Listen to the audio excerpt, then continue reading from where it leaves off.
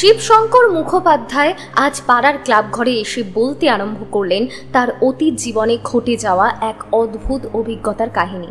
অল্প বয়সে তিনি তার এক বন্ধু ভবতোষের সাথে মানকরের উদ্দেশ্যে রওনা হয়েছিলেন, কিন্তু সঠিক গন্তব্যে না পৌঁছে তারা পথ ভুল করে গিয়ে উপস্থিত হয় একটি বিলের জনমানবহীন শুনশান নির্জন তটে। সেই বিলের ধারে রাত কাটানোর অদ্ভুত আধি ভৌতিক অভিজ্ঞতা আজ তিনি ভাগ করে নিতে চলেছেন সকলের সাথে। কি ঘটেছিল সেই রাতে মতি বিলের তীরে? নমস্কার শ্রোতা বন্ধুরা, আজ আপনারা শুনতে চলেছেন লেখক সুরজিৎ ঘোষের কলমে গ্রাম বাংলার ভূতের গল্প মতি বিলের অভিশপ্ত রাত। তাহলে আর বেশি দেরি না করে খুব শীঘ্রই শুরু হতে চলেছে আমাদের আজকের এই বিশেষ নিবেদন।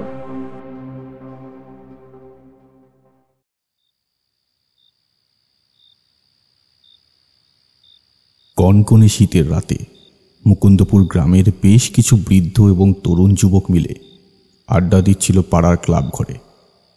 সকলে যে যার মতন গল্পগুজবে অত্যন্ত ব্যস্ত, আর তার সাথে চলছিল মাঝে মধ্যে চা এবং ধূমপানের পর্ব।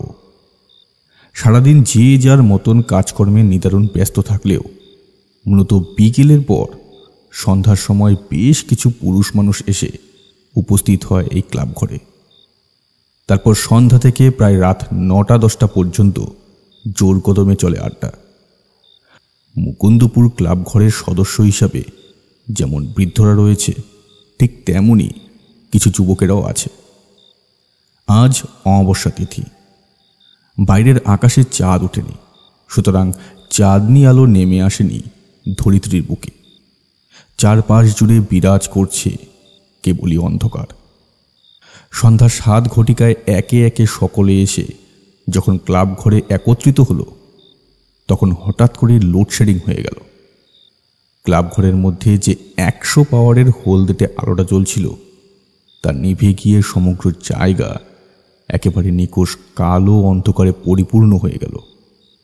ক্লাবের চেয়ারে বসে থাকা বিনোদবাবু পাশের আবছা আলো অন্ধকারাচ্ছন্ন পরিবেশের দিকে তাকিয়ে হঠাৎ বলে উঠলেন, আরে সপ্তর্ষি বাবু, যে কখন এসে বসলেন আপনি?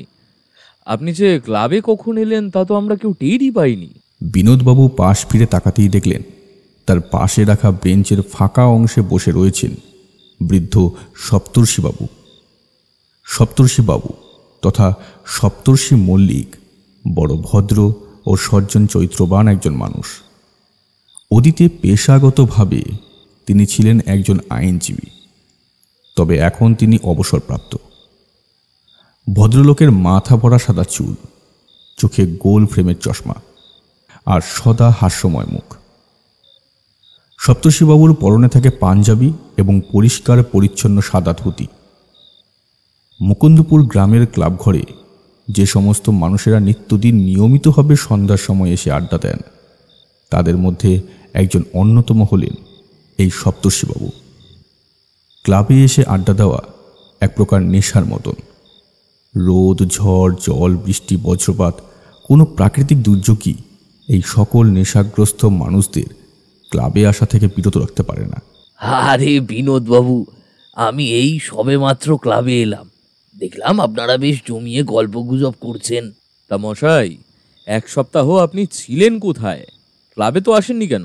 বিনোদবাবুর প্রশ্নে সপ্তর্ষিবাবু আগের মতোই সৌজন্যমূলক সামান্য হাসি উপহার দিয়ে বললেন, আরে আর বলবেন না বিনোদ বাবু, আমি আমার এক আত্মীয়ের বাড়ি গিয়েছিলাম কার্শিয়াংয়ে।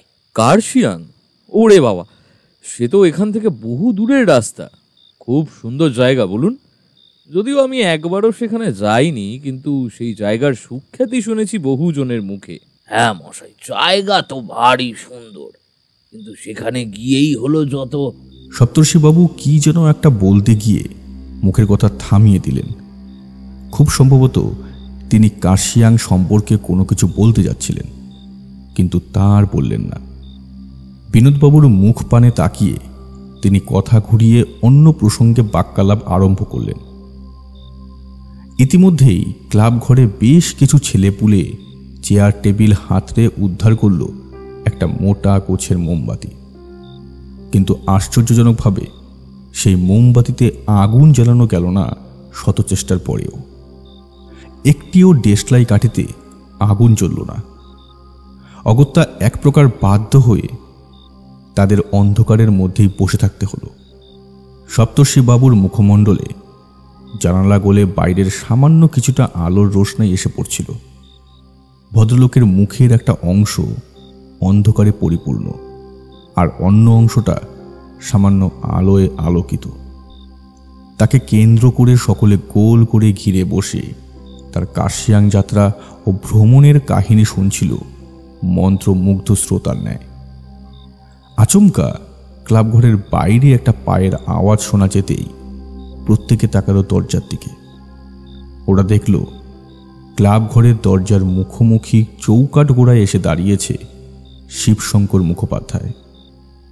ভদ্রলোকের কপালে ভ্রুকুটি, চোখের দৃষ্টি কেমন সংকুচিত। কি ব্যাপার হে? ক্লাব ঘর এমন ঘুটঘুটে অন্ধকার হয়ে রয়েছে কেন? বাইরে তো দিব্যি আলো রয়েছে সব জায়গায়, সুতরাং লোডশেডিং তো হয়নি। তাহলে ক্লাবের বিদ্যুতের আবার কি সমস্যা হলো? শিবশঙ্কর মুখোপাধ্যায় বেশ গম্ভীর মানুষ, কণ্ঠস্বর যথেষ্ট কঠিন। তার কথা শুনে ক্লাবে উপস্থিত সকলে একেবারে চমকিত হয়ে পড়ল। কি বলছেন মশাই? বাইরে বিদ্যুৎ রয়েছে? সর্বনাশ! আমরা তো ভাবলাম লোডশেডিং হয়েছে, সে কারণেই চুপচাপ এমন হাত পা গুটিয়ে বসে আছি। হতভাগা মোমবাতিটাও জ্বলছে না। ক্লাব ঘরের ভিতর যা ঘুটঘুটে অন্ধকার, তাতে তো ভেতরে ঢোকাই মুশকিল। এই আপনারা এইভাবে অন্ধকারের মধ্যে কি করে বসে রয়েছেন, শুধুমাত্র সেটাই ভাবছি। আরে শিবশঙ্কর দা, আমরা এখানে শুধু শুধু বসে আছি না।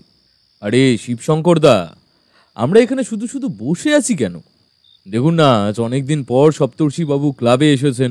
তার মুখ থেকে শুনলাম তিনি নাকি কার্শিয়াং গিয়েছিলেন। তার সেখানকার যাত্রা এবং ভ্রমণের কিছু কথাবার্তা নিয়ে আলোচনা করছেন আমাদের সাথে। বেশ ভালোই লাগছে সেই সমস্ত কথা শুনতে। বিনোদবাবুর মুখ থেকে এই কথা শুনে শিবশঙ্কর মুখোপাধ্যায়ের মুখ একেবারে রক্তশূন্য ফ্যাকাশে হয়ে গেল। তার দুই চোখের মধ্যে একসাথে ফুটে উঠল আতঙ্ক, বিস্ময় এবং চমকের ভাব। তিনি থমথমে গলায় বলে উঠলেন, এসব আপনি কি বলছেন? সপ্তর্ষি বাবু, তাকে আপনারা পাবেন কোথায়? তিনি বেশ কয়েকদিন ধরে ক্লাবে আসছেন না দেখে আমি এখানে আসার আগে তার বাড়িতে গিয়েছিলাম, আর সেখানে গিয়ে শুনতে পেলাম সপ্তর্ষি বাবু আজ 3 দিন হলো মারা গিয়েছেন। হ্যাঁ, এই কথা সঠিক যে তিনি কার্শিয়াং গিয়েছিলেন জীবনে প্রথমবার, আর সেখানে গিয়েই ভদ্রলোকের মারাত্মক রকমের ঠান্ডা লেগে যায়। নিউমোনিয়া এমন পর্যায়ে পৌঁছায় যে তাকে বাঁচানো আর সম্ভব হয়নি। সপ্তর্ষি বাবুর পরিবারের সাথে আমি এই সবে মাত্রই কথা বলে আসছি, আর আপনারা বলছেন তিনি নাকি ক্লাবে উপস্থিত ছিলেন। শিবশঙ্কর মুখোপাধ্যায়ের এই কথায় ক্লাবের মধ্যে যেন বজ্রপাত ঘটল। বিনোদবাবু সহ ক্লাবে উপস্থিত সকলে তাকালেন সপ্তর্ষিবাবু যেখানে বসেছিলেন সেদিক পানে। কিন্তু তাকানো মাত্রই তারা দেখলেন সেখানে সপ্তর্ষিবাবু নেই, কেবলমাত্র বেঞ্চের ফাঁকা অংশটি রয়েছে। প্রত্যেকে যেন নিজেদের চোখকেই বিশ্বাস করতে পারছিল না। বিনোদবাবু এক প্রকার প্রায় আতকে উঠে ঠক ঠক করে কাঁপতে কাঁপতে বললেন, উড়ে বাবা! তার মানে এই ভর সন্ধেবেলায় মৃত সপ্তর্ষি বাবুর অতৃপ্ত বিদেহী আত্মা আমাদের ক্লাবে এসেছিল, যাকে আমরা সকলে দেখতে পেয়েছি। রাম রাম রাম রাম রাম! খুব বাঁচান বেঁচে গিয়েছি এই যাত্রায়। ভাগ্যিস আমার ঘাটটা তিনি মোটকে দেননি মোট করে। ভদ্রলোকের আত্মা একেবারে আমার পাশটিতে বসেছিল। আজ বাড়ি গিয়ে গঙ্গা জলে স্নান করতে হবে। ও বাড়ি, মা কালী, খুব বাঁচান বেঁচে গিয়েছি। ক্লাবের সকল ছেলে ছোকরাদের মধ্যেও নেমে এলো চরম ভয়ের আতঙ্ক। একটা নীরবতাময় থমথমে পরিবেশের সৃষ্টি হলো। যে ক্লাব ঘর এতক্ষণ ধরে হাসি মজা ঠাট্টা গল্প গুজবে অত্যন্ত মশগুল ছিল, বর্তমানে সেই ক্লাব ঘরের বুকেই ঘনিয়ে এলো নীরবতা। এই ভয়ানক অসহনীয় নীরবতার পরিমাণ এতটাই বেশি যে কোথাও যদি একটা সামান্য ছুঁচো পড়ে তাহলে তার আওয়াজও যেন কানের কাছে ঝনঝন করে উঠবে। শিবশঙ্কর মুখোপাধ্যায় ক্লাব ঘরের ভেতর প্রবেশ করার সাথে সাথেই 100 পাওয়ারের বৈদ্যুতিক বাতিটা দপদপ করে দুবার কেঁপে চলে উঠল। মুহূর্তের মধ্যে গোটা ঘর জুড়ে ছড়িয়ে পড়ল এক তীব্র হলুদ আলো। সকলের ধরে যেন এবার প্রাণ ফিরে এলো। প্রত্যেকে বুঝতে পারল সপ্তর্ষি বাবুর বিদেহী আত্মা ক্লাব ঘরের মধ্যে এসে উপস্থিত হয়েছিল বলেই এভাবে বৈদ্যুতিক গোলযোগ দেখা দিয়েছিল এবং শত চেষ্টা করেও একটি দেশলাই কাঠি চালানো যাচ্ছিল না। প্রত্যেকের চোখ ও মুখের অবস্থা দেখে শিবশঙ্কর মুখোপাধ্যায় তাদের সান্ত্বনা দিয়ে বললেন, আহা, তোমরা তো ভয় পেয়ে যাচ্ছ কেন? তিনি তো আর তোমাদের সামান্যতম কোনো ক্ষতি করেননি। তাহলে অযথা ভয় পাওয়ার কিংবা আতঙ্কিত হয়ে পড়ার কোনো প্রয়োজন তো আমি দেখছি না। আজ এমনিতেই ঘোর অমাবস্যার রাত, তার উপর আবার শনিবার, সুতরাং বুঝতেই পারছ এই সমস্ত অতিলৌকিক জগতের বাসিন্দারা আমাদের এই মর্তলোকে আসার প্রবল সম্ভাবনা থাকে। এক্ষেত্রেও ঠিক তাই ঘটেছে।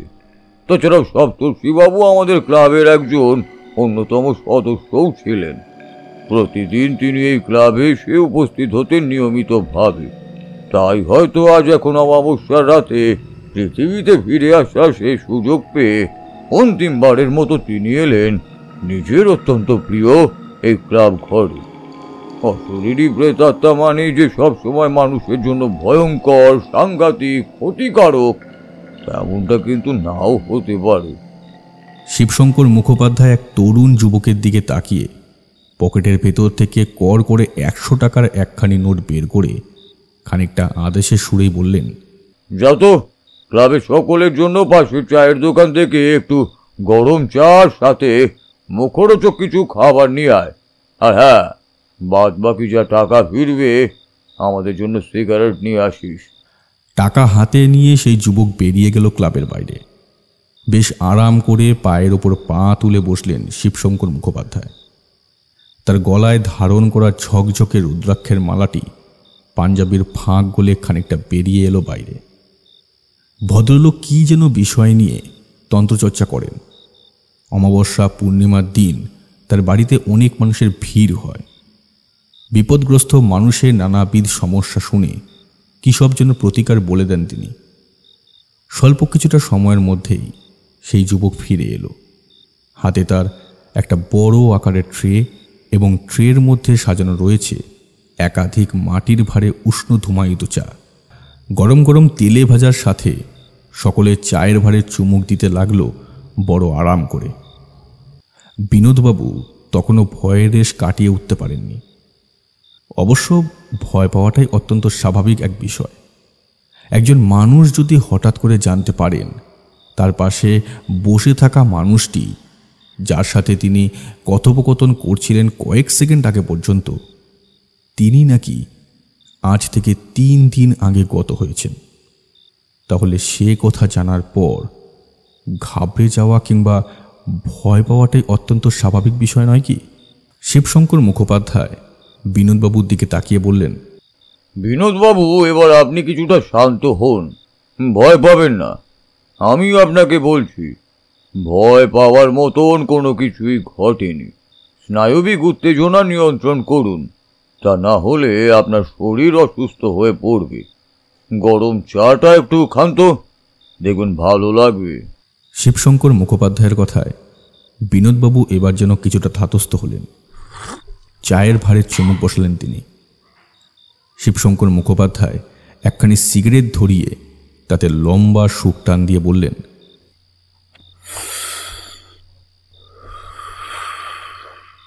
আজ এখানে সে হঠাৎ করে একটা ঘটনার কথা মনে পড়ে গেল। সেইবার আমার জীবনে এমনই এক অভিজ্ঞতা ঘটেছিল। আজ বরং আপনাদেরকে সেই অদ্ভুত অভিজ্ঞতার কথাই বলি, তা আপনারা মন দিয়ে শুনুন। না, তখন আমার বয়স অল্প, সবে মাত্র কলেজ শেষ হয়েছে। আমি এবং আমার এক ঘনিষ্ঠ বন্ধু, তার নাম ভবতোষ, আমরা দুজনে মিলে সিদ্ধান্ত নিলাম কোথাও একটা জায়গা থেকে ঘুরে আসার জন্য। কিন্তু কোথায় যাব তা কিছুতেই বুঝতে পারছিলাম না। অনেক ভাবনা চিন্তা করার পর ভবতোষ আমায় জানালো তার কোনো এক দিদি থাকে মানকর নামের একটি জায়গায়। তবে জায়গাটা এখান থেকে বহু দূরে, প্রায় ওই বিহারের কাছাকাছি। আমরা অবশ্য এরকম জায়গার সন্ধান করছিলাম যেখানে একেবারেই চেনা জানা পরিচিতি গণ্ডির বাইরে বহু দূরে কোথাও গিয়ে কয়েকটা দিন ঘুরে আসার ইচ্ছে আমাদের মনেই ছিল। জানেনই তো, কাঁচা বয়সে এরকম অ্যাডভেঞ্চারের স্বাদ পেতে কে না চায়। আমাদের অন্তরে সেই স্বাদ পাওয়ার বাসনা জন্মেছিল। ভবতোষ একদিন আমার কাছে এসে বলল, চলো ভাই, আমরা বরং মানকর থেকে কয়েকটা দিন ঘুরে আসি। এখান থেকে একেবারে বিহারের কাছাকাছি সেই স্থান অবস্থিত। যদিও আমি এর আগে কখনো মানকরে যাইনি, কিন্তু এবার যাব বলে মনস্থির করেছি। সঙ্গে তুমিও থাকবে। সেখানে আমার এক খুড়তুতো দিদির বাড়ি আছে। ভবতোষের কথায় আমি বললাম, মানকরের নাম শুনলেও এর আগে কিন্তু আমি ওই স্থানে কোনোদিনও যাইনি ভাই। তুমি সেখানে যাওয়ার ঠিকানা সঠিকভাবে জানো তো? আরে এসব নিয়ে তুমি একদম চিন্তা করো না। মানকরের ঠিকানা আমি একখানি কাগজে লিখে নেব, সুতরাং আর চিন্তার কোনো কারণ থাকবে না। তাহলে কবে যাত্রা করবে বলো? শুভ কাজে অযথা বিলম্ব করে লাভ কি? চলো, আগামীকালকেই আমরা দুই বন্ধু মিলে বরং বেরিয়ে পড়ি মানকরের উদ্দেশ্যে। এরপর আর কি, যেমন ভাবনা ঠিক তেমনই কাজ। অত্যন্ত দ্রুততার সাথে নিজেদের সমস্ত জিনিসপত্র গুছিয়ে নিয়ে পরের দিন সকাল সকাল বেরিয়ে পড়লাম মানকরের উদ্দেশ্যে। শহরের স্টেশনে এসে একত্রিত হলাম দুই বন্ধু মিলে। আমাদের ট্রেন ছিল সকাল 10টায়। একেবারে সময় মতো ঘড়ির কাঁটা ধরে 10টার সময় নির্দিষ্ট ট্রেন এসে উপস্থিত হলো স্টেশনে। আমরা নিজেদের ব্যাগপত্র নিয়ে ট্রেনে উঠলাম, কিন্তু তখনও কি আর জানতাম যে আমাদের এই যাত্রায় এমন এক বিরল অভিজ্ঞতার সম্মুখীন করবে যা আমরা আমৃত্যু পর্যন্ত ভুলতে পারবো না। আমরা যখন ট্রেন থেকে নামলাম তখন বিকেল প্রায় শেষ। স্টেশনটির নাম ছিল খুব সম্ভবত ওই পাঁচমুড়া বা ওই জাতীয় কিছু একটা হবে। পাঁচমুড়া স্টেশনে নেমে আমি দেখলাম কোনো এক অজানা কারণে আমার বন্ধু ভবতোষের মুখ কেমন যেন কালো হয়ে রয়েছে। আষাঢ় মাসের আকাশে মেঘ করলে যেমন চারপাশ কালো হয়ে থাকে, ভবতোষের মুখ জুড়েও তেমনই একটা অন্ধকার ঘনিয়ে আছে। আমি পরিষ্কার বুঝলাম কিছু একটা নিশ্চয়ই ঘটেছে। আমি ভবতোষের উদ্দেশ্যে প্রশ্ন করলাম, কি হয়েছে ভাই ভবতোষ? তোমার মুখখানি এমন ধারা থমথমে দেখাচ্ছে কেন? তোমাকে দেখে মনে হচ্ছে তুমি কোনো বিষয় নিয়ে গভীর দুশ্চিন্তা করছো।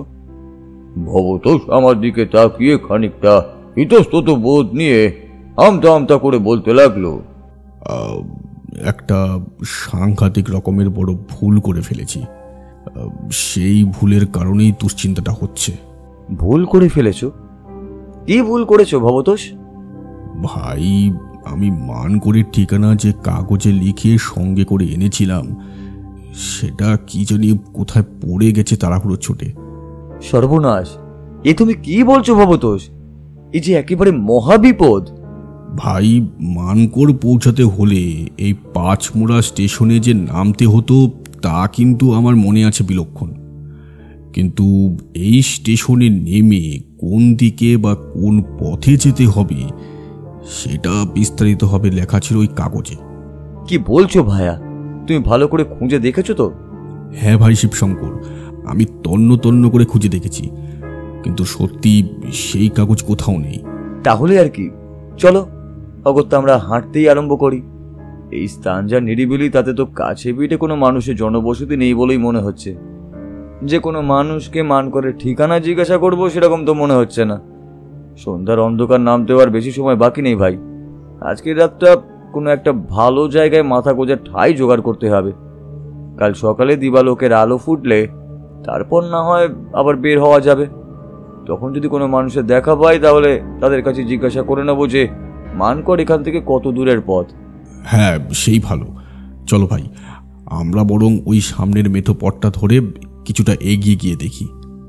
অগত্যা আর কোনো উপায় নেই দেখে আমি এবং আমার বন্ধু ভবতোষ আমরা দুজনে মিলে স্টেশন থেকে নেমে একটা সরু পায়ে চলার মতো পথ ধরলাম। আঁকা বাঁকা সেই পথটা চলে গিয়েছে সোজা সামনের দিকে। পশ্চিম দিগন্ত রাঙিয়ে তখন গোল সূর্য ডুবতে বসেছে। অনন্ত আকাশের বুকে খেলা করছে গোধূলির রক্তিম আলো। পাক পাখালির দল কিচিরমিচির শব্দ করতে করতে ফিরে চলেছে যে যার নিজ নিজ বাসার উদ্দেশ্যে। বেশ বুঝতে পারছিলাম অল্প কিছুটা সময়ের মধ্যেই সন্ধ্যার গাঢ় অন্ধকার ঘনিয়ে আসতে চলেছে। এমন অচেনা অজানা জায়গায় খোলা আকাশের নিচে রাত কাটাতে হবে ভেবে কিরকম যেন একটা অস্বস্তি হচ্ছিল। সেই অস্বস্তি আমি আপনাদের কাউকে বলে বোঝাতে পারবো না। আঁকা বাঁকা শুষ্ক সেই মেঠো পথের জরাজীর্ণ শোচনীয় অবস্থা দেখেই পরিষ্কার বোঝা যাচ্ছিল এই রাস্তা ধরে বহুকাল কোনো মানুষের যাতায়াত নেই। রাস্তার দুই ধারে অনিয়ন্ত্রিত হারে বেড়ে উঠেছে নানান আগাছার ঝোপঝাড়। কনকনে ঠান্ডা বাতাসের দাপটে সেই গুল্ম লতাপাতা বারবার দুলে দুলে উঠছে। স্টেশন লাগোয়া পরিত্যক্ত অনুর্বর জমিগুলো কাঁটাওয়ালা গাছে পরিপূর্ণ হয়ে রয়েছে। ভবতোষের মুখের অবস্থা দেখে বুঝতে পারলাম ছেলেটা চরম আত্মগ্লানিতে ভুগছে। এরকম এক পরিস্থিতির মধ্যে নিজেকে এবং আমাকে পড়তে দেখে তারই আত্মগ্লানি হচ্ছে। এখন যদি মানকর যাওয়ার ঠিকানা লেখা কাগজটি আমাদের সঙ্গে থাকতো তাহলে আমরা সঠিক পথে হাঁটতে পারতাম, কিন্তু যা হবার নয় তা ভেবে বিশেষ আর লাভ নেই। বেশ কিছুটা রাস্তা হাঁটার পর আমরা উভয়ে এসে উপস্থিত হলাম একটি বিলের ধারে। বুঝতে পারলাম এই বিলের কারণেই অমন ঠান্ডা শীতল বাতাসের দাপট আমাদের গায়ে লাগছিল। লম্বা চওড়া সুগভীর প্রশস্ত একটি বিল। বিলটি পরিপূর্ণ হয়ে রয়েছে টলটলে জলে। বিলের জলে মৃদুমন্দ ঢেউ উঠছে বারবার। বিলের দুই ধারে গজিয়ে ওঠা নানান লতানে গাছপালা জলের মধ্যে নেমে এসেছে। সমগ্র পরিবেশের মধ্যে থেকে আলোর মাত্রা বেশ কিছুটা কমে গিয়ে কেমন যেন ঝুপ করে সন্ধ্যার অন্ধকার গ্রাস করলো প্রকৃতিকে। মাথার ওপর নাম না জানা কোন একটা পাখি কর্কশ স্বরে চিৎকার করে কয়েকবার পাক খেয়ে কোথায় যেন উড়ে গেল। কেবলমাত্র তার ডানা ঝাপটানোর ঝটফট শব্দটুকু আমার কানে এলো কিছুক্ষণ। আমি বিলের ধারে দাঁড়িয়ে চারপাশ নিখুঁত ভাবে পর্যবেক্ষণ করছিলাম। ঠিক এমন সময় ভবত শুকনো মুখে থমথমে গলায় আমার উদ্দেশ্যে বলল, ভাই এবার কি করব? আমরা তো একটা বিলের সামনে এসে দাঁড়িয়ে পড়লাম, এবার আমাদের কি করণীয়? হ্যাঁ, সেটাই তো আমিও বুঝতে পারছি না। আরে ভাই শিবশঙ্কর, দূরে ওটা কি বাধা রয়েছে? একটা ডিঙ্গি না? ভবতোষের কথায় এবার যেন অকৃত্রিম অনাবিল আনন্দ ফুটে উঠল। তার অঙ্গুলি নির্দেশ অনুসরণ করে বিলের এক বন্য ঝোপের দিকে তাকাতেই আমি দেখলাম সেখানে পাড়ের সাথে বাঁধা রয়েছে একটি ছোট্ট মতন ডিঙ্গি। ডিঙ্গিটির অবস্থা এই জায়গার মতোই বড় জর্জরিত। বহুকাল যে সেই ডিঙ্গির কোনো যাত্রী কিংবা বাহক নেই তা বোঝা যায় সহজেই। ভবতোষ এবার প্রায় আনন্দে আত্মহারা হয়ে বলে উঠল, চলো ওই ডিঙ্গিটা করে আমরা বরং বিলের জলে নামি। কিছুটা সামনের দিকে এগিয়ে গিয়ে দেখি যদি কোনো মানুষের বসতি নজরে পড়ে। ভবতোষের কথা শুনে আমি একেবারে অবাক হয়ে গিয়ে বললাম, এ তুমি কি বলছো ভাই? ডিঙ্গি নিয়ে বিলের জলে নামবে মানে? ওই ডিঙ্গিটা কার? ওই ডিঙ্গির মালিকের অনুমতি ছাড়া আমরা তার ডিঙ্গি নেবই বা কেন? তাছাড়া আমরা তো কেউই ডিঙ্গি চালাতে পারি না। তুমি হাসালে ভাই। ডিঙ্গির অবস্থা দেখে তোমার মনে হচ্ছে যে ওটার বর্তমান কোনো মালিক রয়েছে? আর ডিঙ্গি চালানো এমন কি কঠিন কাজ? হ্যাঁ, চলো দেখি। ঈশ্বরের নাম নিয়ে তুমি আর আমরা দুই বন্ধু মিলে ডিঙ্গিতে উঠে বসি। ঠিক চালাতে পারবো। সামনের দিকে খানিকটা এগিয়ে গিয়ে যদি কোনো মানুষের দেখা পাই তাহলে আমাদের সমস্যার কথা বলে আজকের রাতটা তার বাড়িতে আশ্রয় চাইতে পারবো। তা না হলে এমন নির্জন জনমানবহীন শুনশান প্রান্তরে একটা বিলের ধারে রাত কাটাতে গিয়ে আমাদের কিন্তু যথেষ্ট কষ্টের মুখোমুখি হতে হবে। ভাবনা চিন্তা করে দেখলাম ভবত সত্যি খুব একটা ভুল কিছু বলছে না। ডিঙি নিয়ে বিলের জলে ভেসে সামনের দিকে এগিয়ে গিয়ে একটিবার শেষ চেষ্টা করে দেখাই যায় যদি কোনো আশ্রয় জোটে। বাঁশের মধ্যে থেকে ডিঙির দড়ি খুলে আমি এবং ভবতোষ উঠে বসলাম। ভবতোষ একটা মোটা চওড়া গাছের ডাল ভেঙে নিয়ে তা ব্যবহার করলো দাঁড়ের মতন। ডিঙি বিলের জলে ভাসতে আরম্ভ করলো।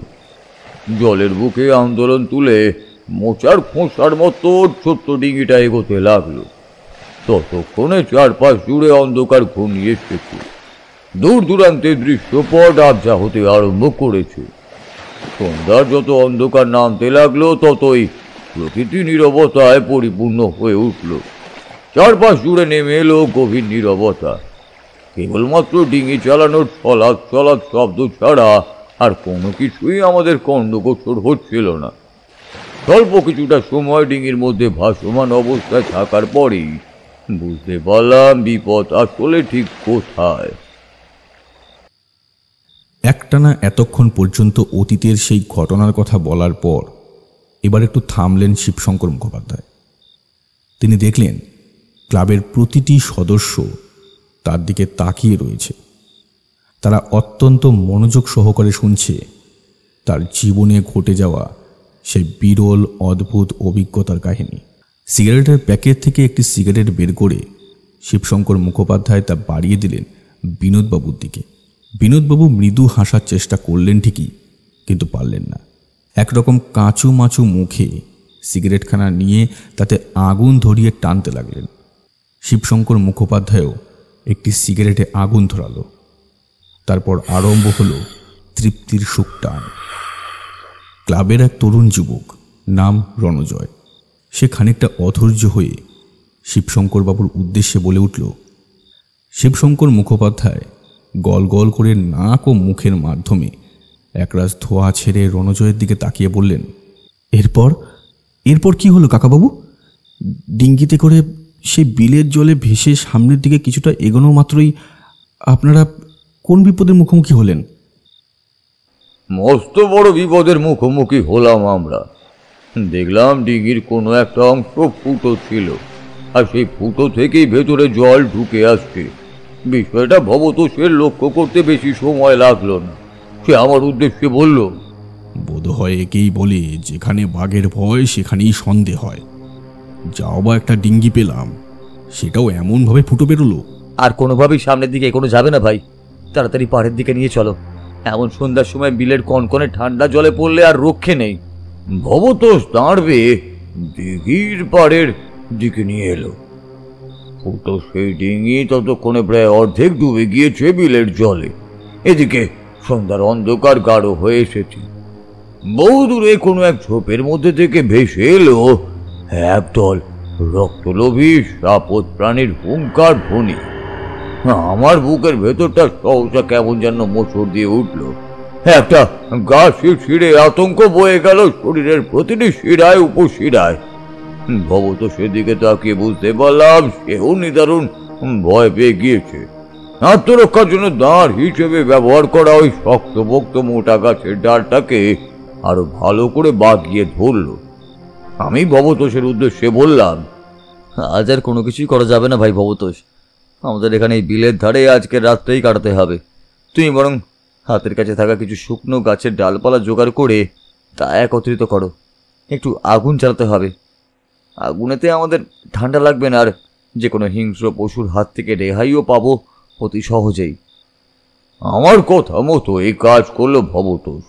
চটজলদি হাতের কাছে ছড়িয়ে ছিটিয়ে থাকা অনেকগুলো শুকনো গাছের ডালপালা জোগাড় করে সে আগুন ধরালো। নির্জন জনমানবহীন শুনশান প্রকৃতির বুকে আমরা কেবলমাত্র দুজন মানুষ এই আগুনকে ঘিরে বসে রইলাম ঠায়। আমার মনে হলো এই পৃথিবী আমাদের চেনা জানা পূর্ব পরিচিতি পৃথিবী নয়, এ যেন অন্য কোনো এক আলাদা জগৎ। সন্ধ্যার অন্ধকার ঘনিয়ে রাত্রি ক্রমশ গভীর হলো।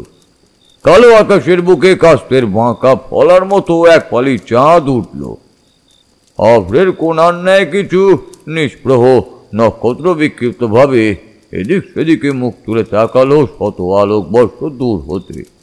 ব্যাগের ভেতরে থাকা কিছু শুকনো খাবার খেলাম দুই বন্ধু মিলে। সারাদিনের অনেক পরিশ্রম এবং ট্রেন যাত্রার ধকলের কারণে বেশ ক্লান্তই লাগছিল। সিদ্ধান্ত নিলাম একটু জিরিয়ে নিতে হবে এবার আমাদের। তবে একসাথে দুজনে ঘুমিয়ে পড়লে চলবে না। তাহলে আমাদের ঘুমন্ত অবস্থার সময় কোনো বিপদ আপদ ঘটে যেতে পারে। তাই আমি ভবতোষের উদ্দেশ্যে বললাম, ভাই ভবতোষ, তুমি বরং ঘন্টা দুয়েক ভালো করে ঘুমিয়ে নাও। আমি জেগে পাহারায় রয়েছি। একসাথে দুজনের ঘুমিয়ে পড়াটা মোটেও সুরক্ষার বিষয় হবে না। না ভাই, তা হয় না। তুমি ঘুমাও, আমি পাহারায় রয়েছি। একসাথে দুজনের ঘুমিয়ে পড়াটা মোটেও সুরক্ষার বিষয় হবে না। হ্যাঁ ভাই, এটা তুমি সত্যি বড় যুক্তিযুক্ত কথা বলেছ, কিন্তু তোমাকে দেখে বড্ড ক্লান্ত অবসন্ন বলে মনে হচ্ছে। তুমি এক কাজ করো, তুমি ঘুমিয়ে পড়ো, আমি বরং জেগে রয়েছি। না ভাই, তা হয় না। তুমি ঘুমাও, আমি পাহারায় রয়েছি। আচ্ছা বেশ, ঠিক আছে, তুমি যখন বলছো তবে তাই হোক। ভবতোষ আমার কথা এবার সম্মতি জানিয়ে মাটির উপর খোলা আকাশের নিচেই শুয়ে পড়ল। শুয়ে পড়ার সাথে সাথেই ওর দু চোখ বুঝে এলো। আমি বসে রইলাম ঠায়। বিলের কলকল জলের শব্দ মাঝে মধ্যেই আমার কানে আসছিল। বহু দূরের নল খাগড়ার ঝোপঝাড় ঠেলে শ্রীগাল জাতীয় কোনো পশু কি মারছিল আমাদের দিকে। তাদের দুই চোখের ঘোলাটে সবুজ দৃষ্টি আমি দেখতে পাচ্ছিলাম। রক্ত জল করা সেই সমস্ত হুঙ্কার ধ্বনি সেই রাত আমি কখনো কোনোদিনও ভুলতে পারবো না। সেরকম রাতের সম্মুখীন যারা হয়েছে কেবলমাত্র তারাই বলতে পারে সেই সমস্ত অভিজ্ঞতা আসলে কতখানি ভীতিপ্রদ এবং লোমহর্ষক তা বোঝানো যায়।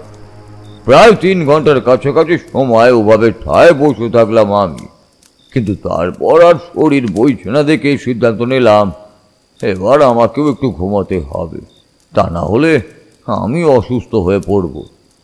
ভবতোষকে ঘুম থেকে উঠিয়ে আমি শুয়ে পড়লাম। কালো গালিচার মতো আকাশের বুকে শত সহস্র ছোট বড় নক্ষত্র আমার রাত বোঝা চোখে একসময় অস্পষ্ট হয়ে এলো। গভীর ঘুমে তলিয়ে গেলাম আমি, কিন্তু আচমকাই হঠাৎ করেই আমার ঘুমটা ভেঙে গেল ভবতোষের অস্বাভাবিক কণ্ঠস্বর শুনে। ভবতোষ আমাকে প্রবল ঝাঁকুনি দিয়ে ঘুম থেকে তুলল। সেই সবে মাত্রই আমার চোখে একটু ঘুম লেগে এসেছে।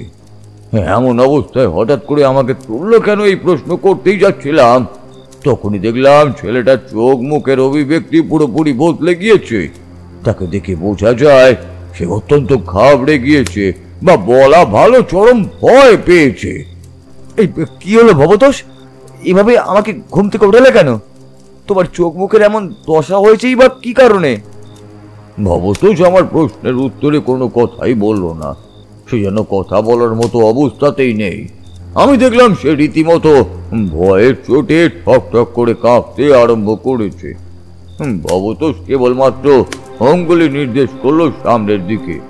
আমি তার হাতের ইশারার বরাবর সেদিক পানে তাকাতেই যা দেখলাম তাতে আমার অবস্থা হলো বড়ই অদ্ভুত।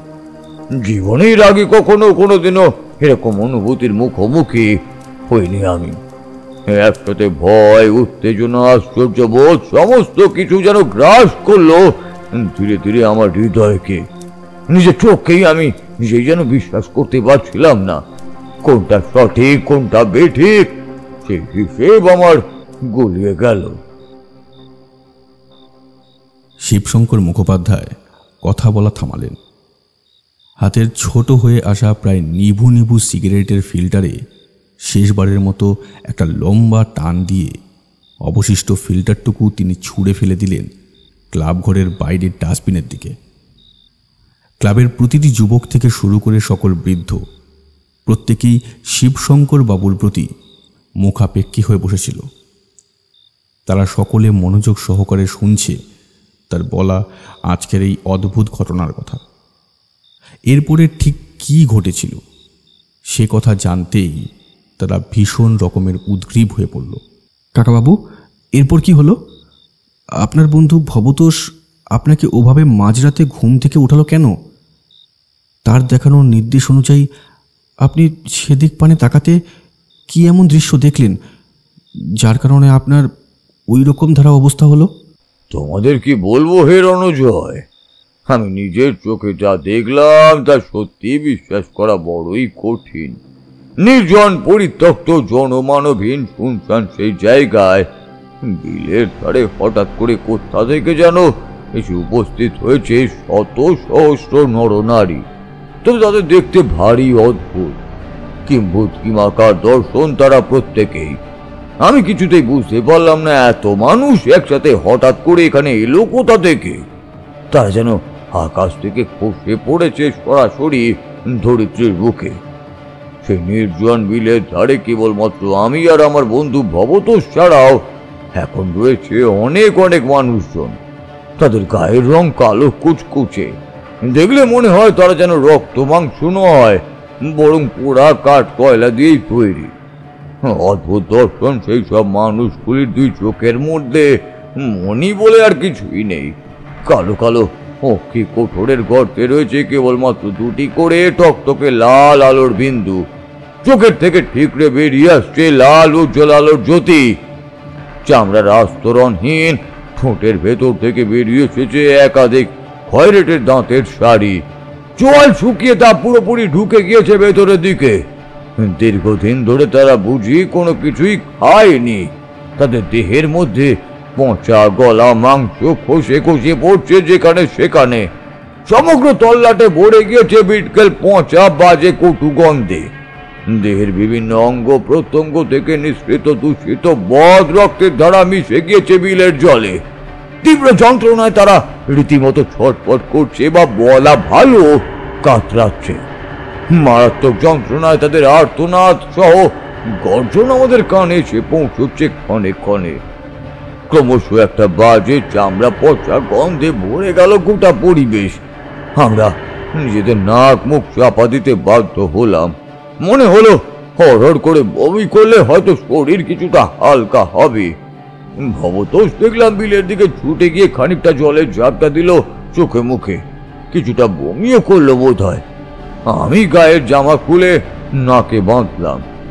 বন্ধু ভবতোষের দিকে এগিয়ে যেতেই সে কোনো রকমে বলে উঠল, ভাই এসব কি করছে?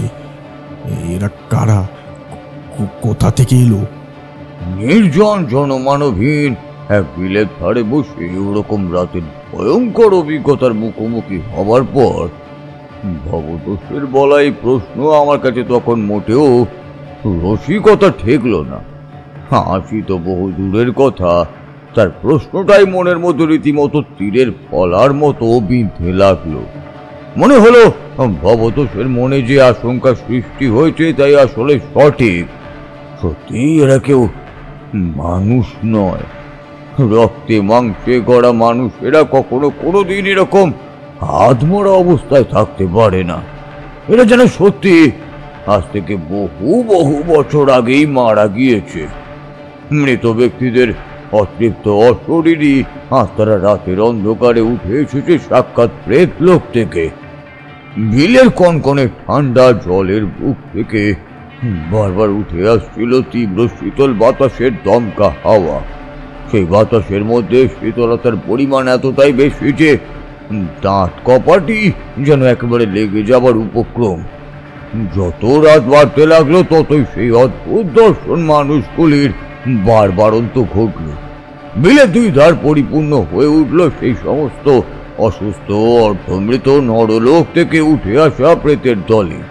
তাদের তীব্র যন্ত্রণাদায়ক কষ্টের চিৎকার আমাদের বুকে এক অসহনীয় বেদনা সৃষ্টি করল। একসাথে ভয়, আতঙ্ক, দুঃখ, কষ্ট সব যেন গ্রাস করলো আমাদের হৃদয়কে। সেই সকল অসুস্থ অদ্ভুত দর্শন মানুষগুলির মধ্যে থাকা ছোট ছোট বাচ্চারা ফুঁপিয়ে ফুঁপিয়ে কাঁদতে লাগলো।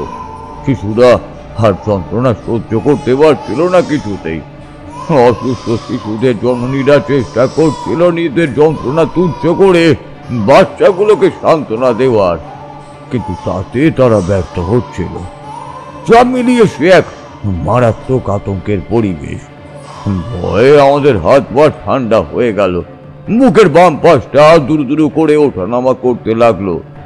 মাথার মধ্যে সবকিছু যেন কেমন যেন তালগোল পাকিয়ে গেল। এখন যা ঘটছে তা যুক্তি তর্ক দিয়ে বিচার করা চলে না। এই ঘটনা একেবারেই অতিলৌকিক, আদিভৌতিক। একবারের জন্য আমার মনে হলো আমরা বোধহয় চোখে ভুল দেখছি।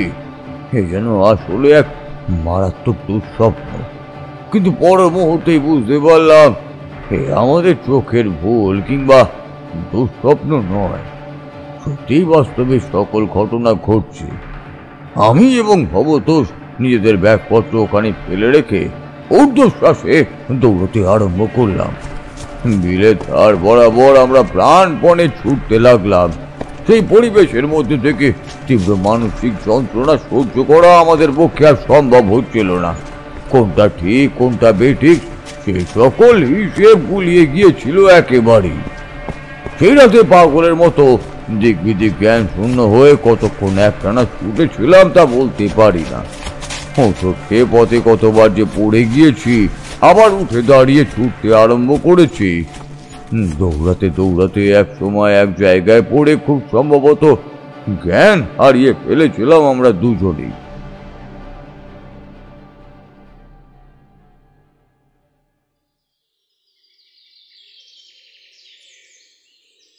পরের দিন সকালে সূর্যের আলো চোখে মুখে এসে পড়তেই জ্ঞান ফিরে এলো আমার। তখনও ভবতোষ অজ্ঞান হয়ে পড়ে আছে বিলের ধারে। আমি ধীরে ধীরে উঠে বসলাম বালুচরের উপর। মাথাটা ভীষণ রকমের ভার হয়ে রয়েছে, তা বুঝতে আর বেশি সময় লাগলো না। কাল রাতে ঘটে যাওয়া সেই বীভৎস ঘটনার কথা মনে পড়তেই গোটা দেহ জুড়ে একেবারে শিহরণের স্রোত বয়ে গেল।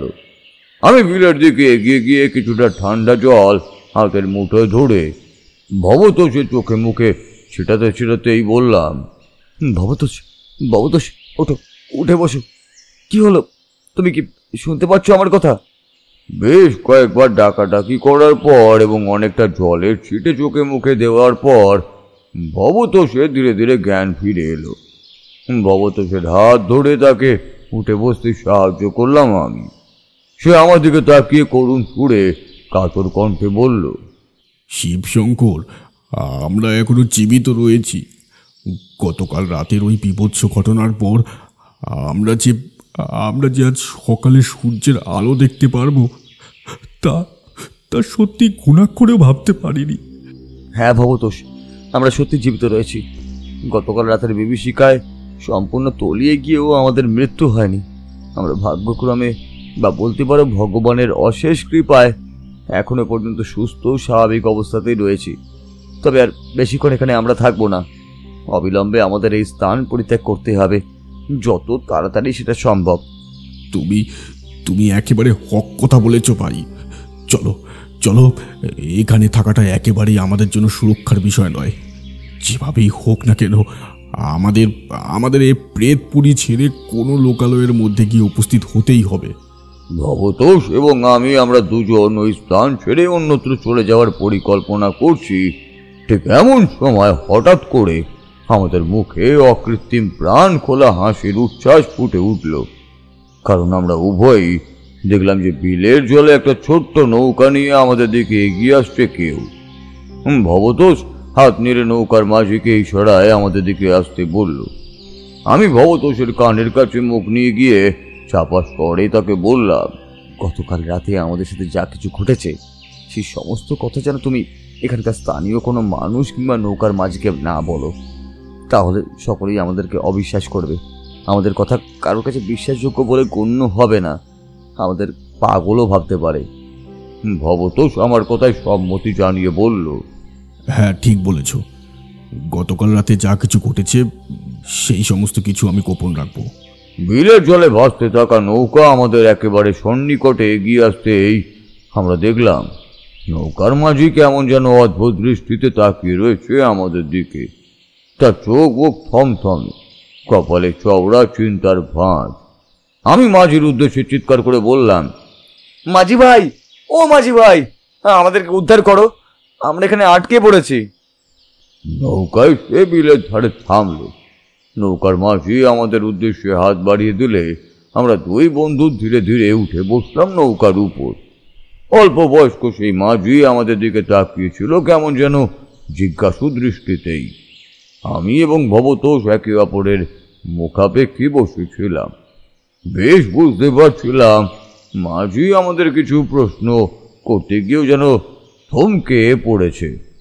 অবশেষে মাঝি সমস্ত ইতস্তত বোধ কাটিয়ে আমাদের উদ্দেশ্যে কৌতূহলী কণ্ঠে বলল, হে, আপনারা কারা? এখানে এসেছিলেন কি জন্য? আচ্ছা, আপনারা কাল রাতে কি এ বিলের ধারে ছিলেন? আমি গলার আওয়াজ যতটা পরিমাণ সম্ভব স্বাভাবিক করার চেষ্টা করেই বললাম, আমি শিবশঙ্কর, আর এ হলো আমার বন্ধু। আমরা এক আত্মীয়ের বাড়ি এসেছিলাম মান করে, কিন্তু মাছমুড়া স্টেশনে নেমে আমরা পথ হারিয়ে এই বিলের সন্নিকটে এসে উপস্থিত হয়ে পড়ি ওই গতকাল সন্ধ্যের সময়। তারপর কালকে রাতটা এখানেই কাটিয়ে আজ সকালে তোমাকে নৌকা নিয়ে বিলের জলে ভেসে উঠতে দেখে তাই আমরা সাহায্য চাই তোমার কাছে। মানকর, সে তো এখান থেকে অন্য দিকের পথ। আপনারা একেবারে পথ ভুল করে সম্পূর্ণ বিপরীত দিকে এসে উপস্থিত হয়েছেন গো। তবে চিন্তা করবেন নি, আমি আপনাদের লোকালয়ে নিয়ে যাচ্ছি। সেখান থেকে আপনারা বাস পেয়ে যাবেন মানকরে যাওয়ার। কিন্তু আপনারা যে কালকে এই বিলের ধারে রাত কাটিয়েছেন, আপনারা কিছু প্রত্যক্ষ করেননি? অদ্ভুত, অস্বাভাবিক বা বলা ভালো ভুতুড়ে কোনো কিছু ঘটনা আপনাদের সাথে ঘটেনি? মাঝির বলা শেষের কথাগুলো শুনে আমাদের মাথায় যেন বাজ পড়ল। যে ঘটনা আমরা মাঝির কাছ থেকে গোপন করব বলে ভেবেছিলাম, তা মাঝি আগে থেকেই আন্দাজ করতে পারলই বা কিভাবে, তাই বুঝে উঠতে পারলাম না। মাঝি আমাদের থমথমে কাঁচু মাচু মুখের করুণ অবস্থা দেখিয়ে আন্দাজ করতে পারলো তার ধারণাই সঠিক। এবার নৌকার মাঝি বলল, আপনাদের চোখ মুখের অবস্থা দেখে বুঝতে পেরেছি আপনাদের সাথে ওই একই ঘটনা ঘটেছে। আমাদের এখানকার এই বিলের নাম মতি বিল। এই বিলের ধারে যে সকল মানুষেরা রাত কাটায়, তারা প্রত্যেকে এই ভয়াবহ অভিজ্ঞতার মুখোমুখি হয়। আজ থেকে বহু বহু যুগ আগে এ তলাট এক ভয়ানক রকমের মারণ রোগের প্রাদুর্ভাব ঘটেছিল। সেই রোগ ক্রমশ মহামারীর আকার নেয়। গ্রামের পর গ্রাম উজাড় হয়ে যেতে থাকে সেই মারাত্মক মহামারীর কারণে। শেষমেশ গোটা বিষয়টা এমন পর্যায়ে গিয়ে পৌঁছায়, আক্রান্ত ব্যক্তিদের গ্রাম থেকে বের করে দেওয়া হয় সংক্রামক রোগের সংক্রমণ আটকাতে বা নিয়ন্ত্রণ আনতে। যে সমস্ত মানুষেরা অসুস্থ হয়েছে তাদেরকে গ্রাম থেকে বের করে বিলের ধারে নিয়ে এসে ছুঁড়ে ফেলে দেওয়া হয়। অসুস্থ ব্যক্তিদের তালিকা যেমন বৃদ্ধ, যুবক, যুবতী ছিল, ঠিক তেমনই ছিল একাধিক শিশু। কারণ যে কোনো রোগ সবার প্রথমে বাচ্চা এবং বয়স্ক ব্যক্তিদেরকেই চেপে ধরে। মহামারীতে আক্রান্ত ব্যক্তিদের শরীর ভয়ানকভাবে পৌঁছে গিয়ে দেহের মধ্যে থেকে যাবতীয় মাংস খসে খসে পড়তে থাকে। তাদের তীব্র যন্ত্রণার আর্তনাদ ছড়িয়ে পড়ে মতি বিলের আকাশে বাতাসে। বিলের কনকনে ঠান্ডা স্বচ্ছ জল লাল হয়ে উঠেছিল বদ রক্তের ধারায়।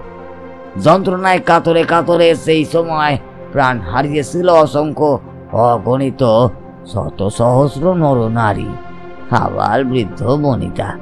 প্রত্যেকেই তাদের মৃত্যুটা মোটেও স্বাভাবিক মৃত্যু ছিল না। তাই তাদের অতৃপ্ত আত্মারা আজ এত বছর পরেও মুক্তি পায়নি। সেই সমস্ত অতৃপ্ত অশরীরী বিদেহী আত্মারা সন্ধ্যার অন্ধকারের পর এই বিলের ধারে এসে উপস্থিত হয়। রক্তে মাংসে করা যে সমস্ত মানুষেরা এই সমস্ত ঘটনার কথা না জেনে এই বিলের ধারে রাত কাটায়, তারাই কেবল মুখোমুখি হয়। আপনাদের আগে বেশ কয়েকজন মানুষ কয়েকবার এখানে ছিল, তবে তাদের বেশিরভাগেরাই পাগল হয়ে গিয়েছিল।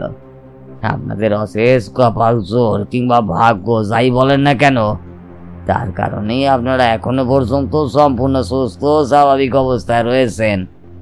এখন আর ভয় পাবার কোনো কিছু নেই, আপনারা সম্পূর্ণরূপে নিরাপদ।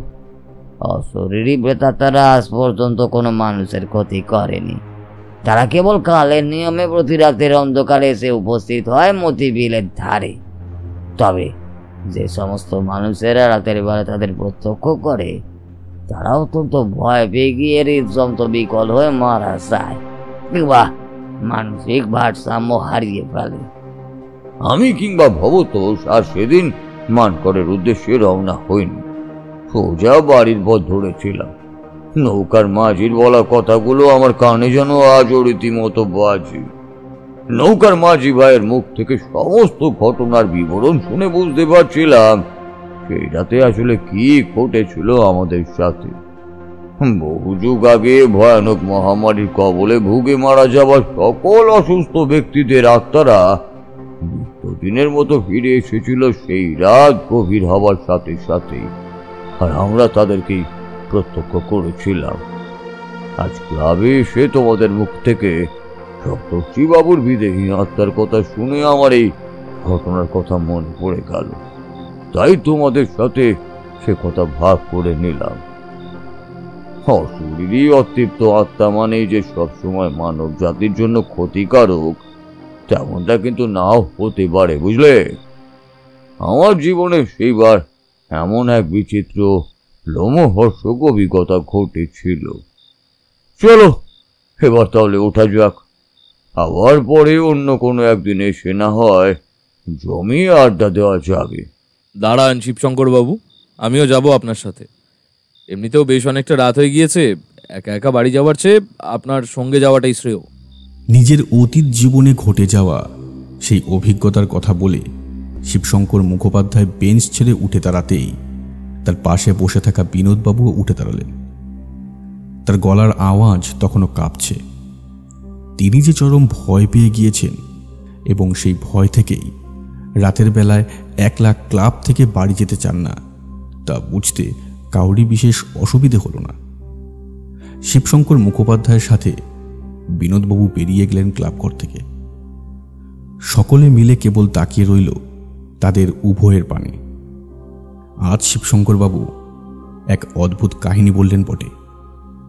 কোথাও বেড়াতে গিয়ে অচেনা অজানা এক জায়গায় রাত কাটানোর কীরকম কল্পনাতীত অভিজ্ঞতা হতে পারে, এই ঘটনা তার আদর্শ নিদর্শন।